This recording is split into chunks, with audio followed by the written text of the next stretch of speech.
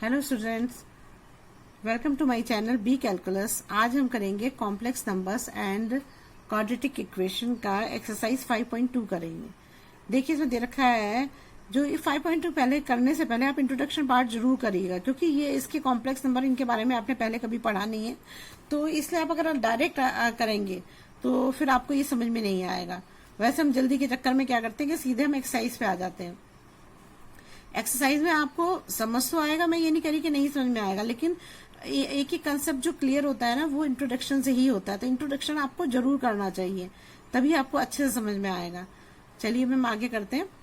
चलिए ये एक्सरसाइज 5.2 का क्वेश्चन 1 है। फाइंड द मॉडुलस, मॉडुलस मतलब आर, एंड द आर्ग्यूमेंट मतलब theta of each of the complex number. Complex number का थीटा निकालना है, फाइंड द मॉडुलस और आर निकालना है। ठीक है, अब देखिए जेड क्या होता है, मैंने बताया था कॉम्प्लेक्स नंबर होता है। अब ये हमें क्या दे रखा है, -1 माइनस आई अंडर रूट 3। तो कॉम्प्लेक्स नंबर हम किस फॉर्म में लिखते हैं? कॉम्प्लेक्स नंबर हम किसे बोलते हैं? हम बोलते हैं जब रियल नंबर और इमेजिनरी नंबर दोनों को मिला के हम कॉम्प्लेक्स नंबर बोलते हैं। तो ये क्या है, हमारा रियल नंबर है, ये हमारा क्या है, इमेजिनरी नंबर है। तो इसमें ये क्या है, -1 हमारा रियल नंबर है, ये क्या है, हमारा इमेजिनरी नंबर है। तो इन दोनों को मिला के जो बनता है वो होता है हमारा कॉम्प्लेक्स नंबर। और जब ये बोल रहा है कि z equal to a plus i भी दे रखा है, अब ये कह रहा है कि हमें r और थीटा निकाल के दिखाओ। तो जब हम r और थीटा को जब हम निकालते हैं तो उसके लिए हमें पोलर रिप्रेजेंटेशन करना पड़ता है। मतलब पोलर रिप्रेजेंटेशन में चेंज करने के लिए हम क्या करते हैं, इसको r cos theta plus r i sin theta लेते हैं। तो देखिए इसमें r भी है और थीटा भी है ना। तो ऐसे ही हम पोलर रिप्रेजेंटेशन करते हैं। अब देखिए इसमें आगे कैसे करेंगे।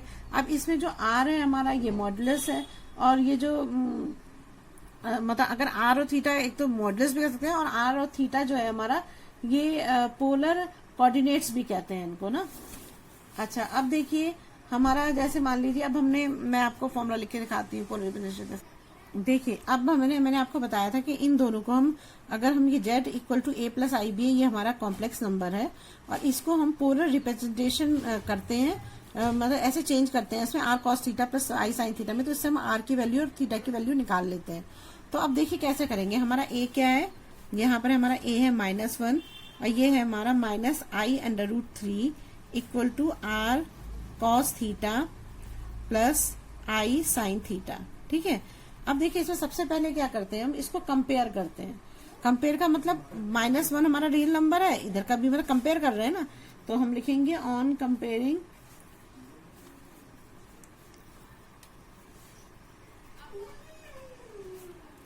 जब इसको कंपेयर करेंगे तो -1 को तो करेंगे हम cos थीटा से करेंगे, तो हमारा आप इसी फॉर्म में लिख दो उसको ना।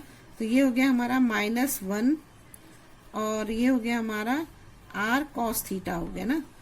तो ऐसे भी लिख सकते हैं हम इसको, r cos theta equal to -1 लिख दिया हमने, है ना। अब इधर करते हैं साइन थीटा वाला। तो साइन थीटा वाला क्या होगा, इधर ही लिख देती हूँ, आई साइन थीटा इक्वल टू हो जाएगा माइनस आई अंडर रूट 3 हो जाएगा। आई से आई कैंसिल हो जाएगा, तो यहाँ क्या बचेगा हमारा, ये आर भी है ना, हाँ आर भी लिखना है ना, r sine theta equal to minus under root 3 हो जाएगा ना। तो देखिए ये सबसे जो पहली इक्वेशन है हमारी, वो तो है हमारी ये वाली ना, और सेकंड इक्वेशन हमारी ये हो गई, और थर्ड इक्वेशन हमारी ये हो गई। समझ में आ रहा है आपको? अब देखिए इसमें आगे कैसे करेंगे। अब देखिए आगे करना है हमें स्क्वायरिंग एंड एडिंग। तो कौन सी इक्वेशन करते हैं, इक्वेशन फर्स्ट को करते हैं ना। तो ये हमारी इक्वेशन फर्स्ट है। देखो इसको करेंगे तो हमें क्या आएगा, -1 का स्क्वायर हो जाएगा, ऐड करना है हमको, तो यहाँ आ जाएगा माइनस अंडर रूट 3। ये आई तो कैंसिल हो गया ना, तो मैंने यहाँ लिखा नहीं है इसको, या बोल तो मैं लिख देती हूँ, चलो मैं लिख देती हूँ। जो हमने इससे सॉल्व किया ना, तो उसके बाद हमने जो इसकी इक्वेशन थी वो यहाँ बना के लिख देनी थी ना, तो वो मैंने लिखा। तो -1 minus under root 3 equal to r cos theta plus sine theta. I तो खत्म हो गया, तो ये हमारा 1 यहाँ ना लिख के यहाँ पे लिखो, ये 1 इक्वेशन है ना। तो इक्वेशन 1 को हम कर रहे हैं। तो अब देखिए क्या होगा, -1 स्क्वायर, और ये हो गई हमारी ये अंडर रूट 3 है ना, तो ये हो जाएगा माइनस अंडर रूट 3 का स्क्वायर हो जाएगा, इक्वल टू हो जाएगा r का स्क्वायर, कॉस सबका स्क्वायर कर रहे हैं ना, प्लस साइन स्क्वायर थीटा हो जाएगा ना। तो हमने देखिए ये तो हमने फॉर्मूला पढ़ा ही है, sine square theta plus cos square theta equal to 1 होता है। तो यहाँ पर तो -1 से है, जब -1 है और -1 से मल्टीप्लाई करोगे तो माइनस से माइनस कैंसिल हो जाएगा, तो यहाँ 1 आ जाएगा। अब √3 को और √3 से करेंगे तो माइनस से माइनस कैंसिल हो गया, √3 को 3 से करते हैं तो 3 आंसर आता है। तो यहाँ आ जाएगा 1 + 3 आ जाएगा ना, और इक्वल टू आ जाएगा यहाँ पर। देखिए यहाँ पर तो 1 हो जाएगा, तो यहाँ आ जाएगा r² × 1 हो जाएगा। तो r² इक्वल टू क्या आ जाएगा, 4 आ जाएगा। तो r इक्वल टू क्या आएगा, 2 आ जाएगा। तो r की वैल्यू हमारी क्या आ गई, 2 आ गई ना। तो मॉड्यूलस हमारा निकल गया है ना, ये तो हमारा मॉड्यूलस निकल गया। अब हमें निकालना है आर्ग्यूमेंट निकाल। देखिए अब कैसे निकालेंगे इसको निकालने के लिए हम क्या करेंगे, जो हमारी r की वैल्यू है ना, तो r की वैल्यू जो है हम किस में रखेंगे, put equation value of r put in equation 2 and 3, 2 और 3 में रखिए आप ना।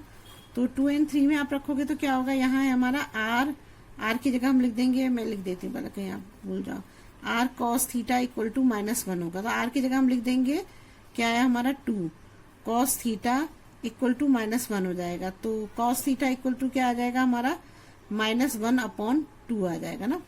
एक ये हो गई हमारी इक्वेशन। और दूसरी है थर्ड। देखिए थर्ड में क्या है हमारा, थर्ड ये है r sin थीटा।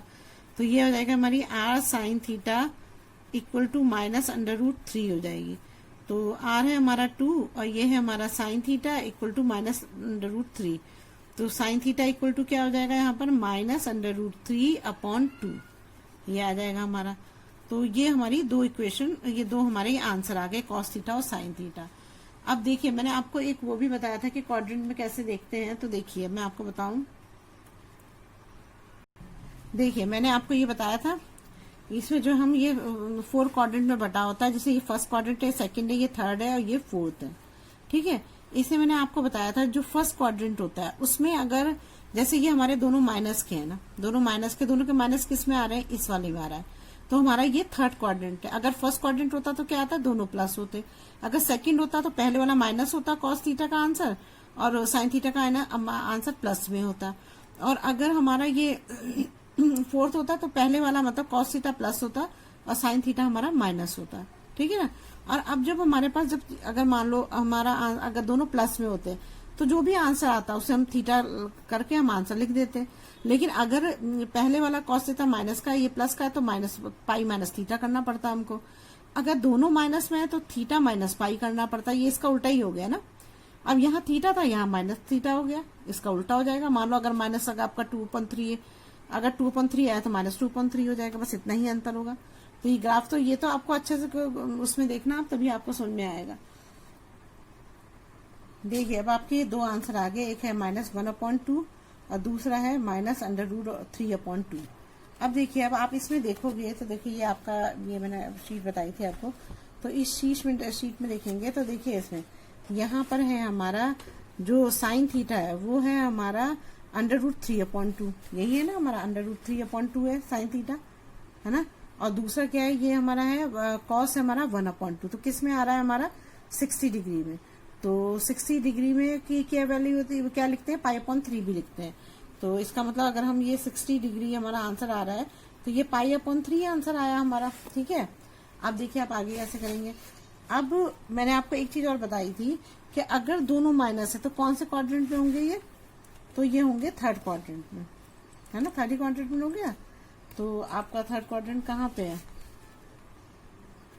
आपका थर्ड क्वाड्रेंट जो है देखिए ये है ना, ये फर्स्ट है, ये सेकंड है, ये थर्ड है। थर्ड में क्या है, दोनों माइनस है, ये दोनों माइनस है, तो थर्ड क्वाड्रेंट में आएंगे। अब ये थर्ड क्वाड्रेंट में आएंगे तो हमें कौन सा फॉर्मूला यूज करना था, ये थीटा माइनस पाई। ये फॉर्मूला को मैं ऐसे कर देती हूँ जैसे आपको आराम समझ में आ जाए ना, ये है, ठीक है। तो ये हमारा थीटा माइनस पाई है। तो अब इस फॉर्मूले को आप लिखो तो क्या आएगा हमारा, जब हम इससे थीटा माइनस पाई करेंगे, अब आपका थीटा तो ये है ना π/3 जो आपने निकाला है इसमें देख के, इसके है ना क्वाड्रेंट में देख के निकाला है। तो हमारा ये है थीटा माइनस पाई। तो जब आप थीटा माइनस पाई को जब सॉल्व करोगे तो थीटा हमारा क्या है, π/3 है, और ये है हमारा माइनस पाई। जब आप इसका एलसीएम लोगे तो क्या आएगा, 3 आ जाएगा, और ये पाई माइनस 3π हो जाएगा। और जब आप इसका आंसर निकालोगे तो क्या आएगा, -2π/3। तो जो हमारा इधर जो आर्ग्यूमेंट पूछा है वो क्या है हमारा, -2π/3। अच्छा, इसको ना अगर मतलब अगर आगे पूछा होता तो आप इसको ऐसे भी ऐसे जैसे मैंने आपको बताया था z=2 लिखना है। अगर पोलर रिप्रेजेंटेशन में तो z=2 हो जाता। और यहाँ पर क्या होता है, ये जो r होता है, यही वाला ये फॉर्मूला था ना, ये वाला देखो, r cos theta plus i sin theta. तो इसी फॉर्म में हम इसको लिख सकते हैं। वैसे इसमें इसने नहीं पूछा, इसमें आपको यहीं तक आंसर निकालना है, आप यहीं तक लिखो आंसर, चलो कहीं आपको कंफ्यूजन हो जाए। ठीक है, दूसरे क्वेश्चन में पूछेंगे तो हमारा आंसर क्या है, -2π/3। तो हम यहाँ पे लिख सकते हैं r कितना आया हमारा, जो हमारा मॉड्यूलस है वो कितना आया, ये आया हमारा, हमने निकाला था 2। और ये कितना आया हमारा, आर्गुमेंट कितना आया हमारा, ये आया हमारा -2π/3। यही दोनों चीज ये निकालनी थी हमको, बस यही चीज पूछी थी हमसे। अगर आपको मेरी वीडियो अच्छी लगी तो प्लीज लाइक और सब्सक्राइब करिएगा और शेयर करिएगा। और अगर कोई चीज ना समझ में आई तो कमेंट बॉक्स में कमेंट करिएगा, मैं जरूर उसे सॉल्व करूंगी। Thank you. Hello viewers, welcome to my channel B calculus. आज हम करेंगे complex numbers and quadratic equation का एक्सरसाइज 5.2 का क्वेश्चन सेकंड। देखिए इसमें क्या दे रखा है, z=-√3 + i। z होता है कॉम्प्लेक्स नंबर, -√3 क्या है, रियल नंबर है, और i जो है इमेजिनरी नंबर है। तो कॉम्प्लेक्स नंबर किससे बनते हैं, रियल नंबर और इमेजिनरी नंबर को मिलाकर। तो हमें इसने पूछा है हमसे, एक तो हमें r निकालना है और एक मॉड्यूलस निकालने को, मॉड्यूलस बोला और एक आर्गुमेंट निकालने को हमें बोला है ना। तो हम सबसे पहले तो यही करते हैं कि किससे ये जो क्वेश्चन है, तो मैंने आपको रियल नंबर बताया ना, तो क्या बोलते हैं, a + i b ऐसे लिखते हैं। और जब इसको पोलर रिप्रेजेंटेशन में चेंज करना होता है तो हम क्या करते हैं, r cos theta plus i sin theta, इससे कंपेयर करते हैं। अब देखिए क्या होगा, क्योंकि इसमें r भी है और थीटा भी है, दोनों ही हमें निकालने हैं, है ना। तो जब हम इसको लिखते हैं तो हम क्या कैसे लिखेंगे, अब यहाँ पर a की जगह पर लिखेंगे -√3 और प्लस i, और b कितना है, 0 होगा, जब नहीं 1 होगा, क्योंकि i को 0 से करते तो 0 हो जाता ना, लेकिन i b है तो i × 1 ही तो होगा, यहाँ पर 1 ही होगा, है ना। तो ये क्या हो जाएगा हमारा, r cos theta plus i sin theta. r common ले लेते हैं, उसे r दोनों के साथ होता है। ठीक है, अब देखिए हम क्या करते हैं, इन दोनों को कंपेयर करते हैं ना। कंपेयर करोगे तो ये क्या है, -√3 जो है हमारा, ये जो है हमारा वो है ना रियल नंबर, तो हम इसको इसी से करेंगे। देखिए तो क्या होगा, r cos थीटा = हो जाएगा -√3। तो ये तो हो गई हमारी सेकंड इक्वेशन हो गई। ये हमारी फर्स्ट इक्वेशन होती है ना, जिसके हम बेस करते हैं। तो ये हमारी हो गई, हमारी सेकंड इक्वेशन हो गई। और दूसरी हो गई हमारी i sin थीटा, इसको इससे कंपेयर करेंगे तो i sin थीटा = i × 1। तो i से i कैंसिल हो गया, तो यहाँ क्या बचेगा, sin थीटा = 1 बच जाएगा। तो ये हमारी थर्ड इक्वेशन हो गई। अब हम क्या करेंगे, अब देखिए जो ये आपकी इक्वेशन बन गई है, जैसे ये sin थीटा = 1 है, तो हम इसको इसी फॉर्म में लिख लेते हैं यहाँ पे। तो यहाँ पे लिखोगे तो क्या आएगा, -√3 + 1 हो जाएगी ना, i तो कट गया है ना, = हो जाएगा हमारा। यहाँ पर क्या होगा, ये हमारी हो जाएगी, r ऐसी रहेगा बाहर और अंदर हो जाएगा cos थीटा और प्लस sin थीटा, i खत्म हो गया। ठीक है, तो ये इस तो मान के इसे फर्स्ट इक्वेशन लिखो। ठीक है, अब ये हो गई हमारी। अब देखिए क्या करेंगे हम इसमें, अब दोनों साइड, मतलब इस वाली साइड को इस वाली साइड को, तो स्क्वायरिंग एंड एडिंग करेंगे ना। तो लिख दो यहाँ पर